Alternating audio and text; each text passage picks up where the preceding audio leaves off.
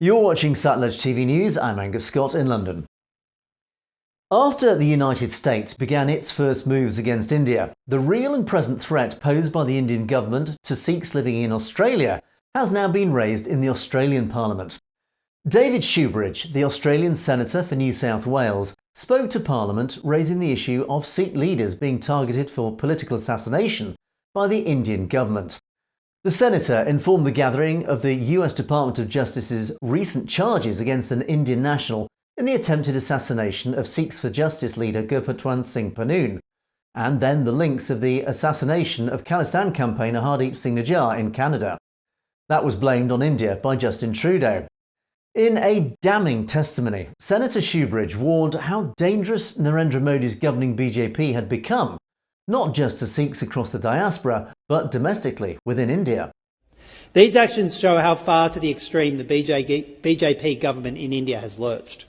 If the BJP administration is actively plotting to kill political opponents in the US and Canada, just imagine what's happening in India itself. He urged the Australian government to stand in solidarity with the Sikh community in Australia against what he described as extreme political violence. He recognised how and why the Sikh community was now living in fear of extremist action by the Indian government that threatened not just their freedom of speech, but their very lives.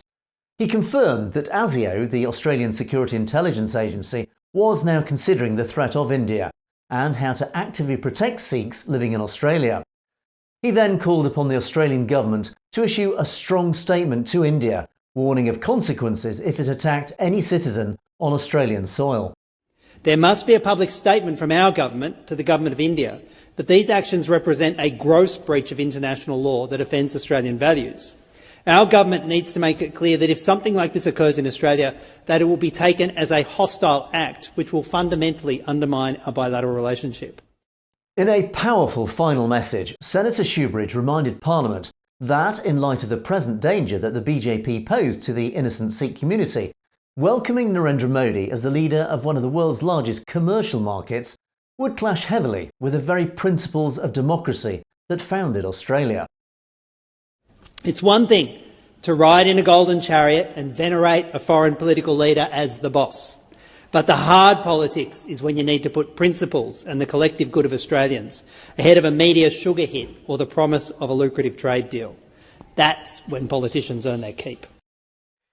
You've been watching Satluj TV News, and don't forget to click on that subscribe button to make sure you get to see stories as they're broadcast.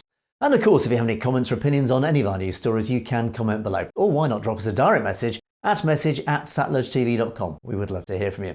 In the meantime, thanks for watching for Satluj TV News. I'm Angus Scott in London.